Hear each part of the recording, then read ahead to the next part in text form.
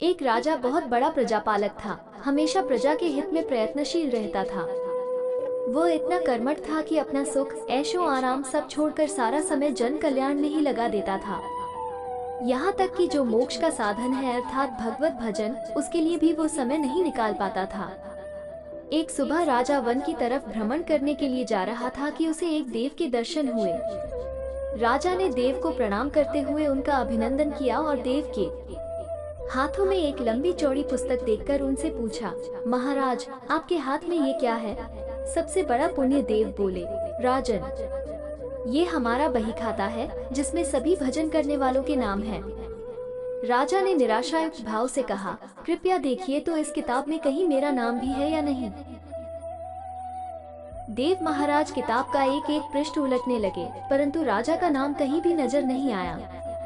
राजा ने देव को चिंतित देखकर कहा, महाराज, आप चिंतित ना हो, आपके ढूंढने में कोई भी कमी नहीं है। वास्तव में ये मेरा दुर्भाग्य है कि मैं भजन कीर्तन के लिए समय नहीं निकाल पाता और इसीलिए मेरा नाम यहाँ नहीं है।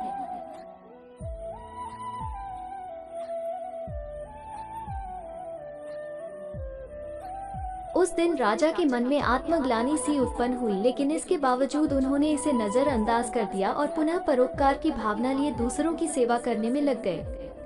कुछ दिन बाद राजा फिर सुबह वन की तरफ टहलने के लिए निकले तो उन्हें वही देव महाराज के दर्शन हुए। इस बार भी उनके हाथ में एक पुस्तक थी।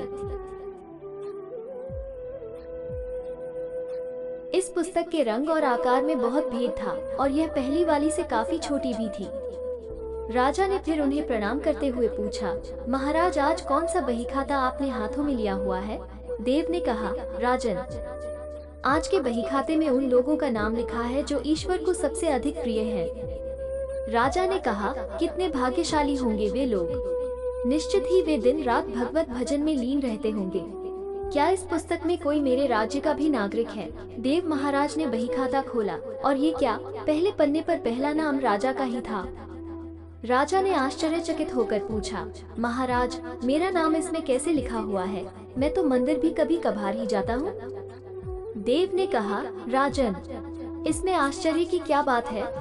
जो लोग निष्काम होकर संसार की सेवा करते हैं, जो लोग संसार के उपकार में अपना जीवन अर्पण करते हैं, जो लोग मुक्ति का लोभ भी त्याग कर प्रभु के निर्बल संतानों की सेवा सहायता में अपना योगदान देते हैं, उन त्यागी महापुरुषों का भजन स्वयं ईश्वर करता है। ए राजन, तू मत पछता कि तू पूजा पाठ नहीं करता, लोगों की सेवा कर, तू असल में भगवान की ही पूजा करता है। परोपकार और निस्वार्थ लोक सेवा किसी भी उपासना से बढ़कर है। देव ने वेदों का उदाहरण देते हुए कहा, कुर्वनेवे कर्माणि जिजीविषेच्छा समाह एवान्त्वाप नान्यतोऽस्ति व कर्म लिप्यते नरे।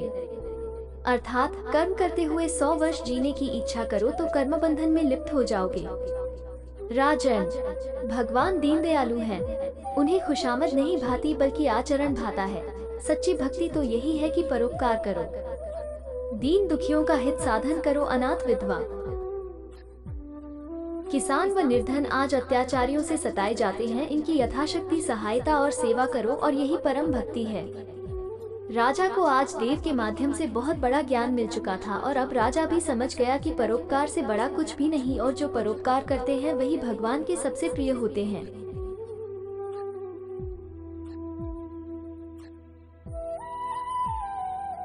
मित्रों, जो व्यक्ति निस्वार्थ भाव से लोगों की सेवा करने के लिए आगे आते हैं, परमात्मा हर समय उनके कल्याण के लिए यत्न करता है। हमारे पूर्वजों ने कहा भी है, परोपकाराय पुण्याय भवति, अर्थात दूसरों के लिए जीना, दूसरों की सेवा को ही पूजा समझकर कर्म करना, परोपकार के लिए अपने जीवन को सार्थक बनाना ही सबसे बड़ा पुण्य है। और जब आप भी ऐसा करेंगे तो स्वतः ही आप ईश्वर के प्रिय भक्तों में शामिल हो जाएंगे।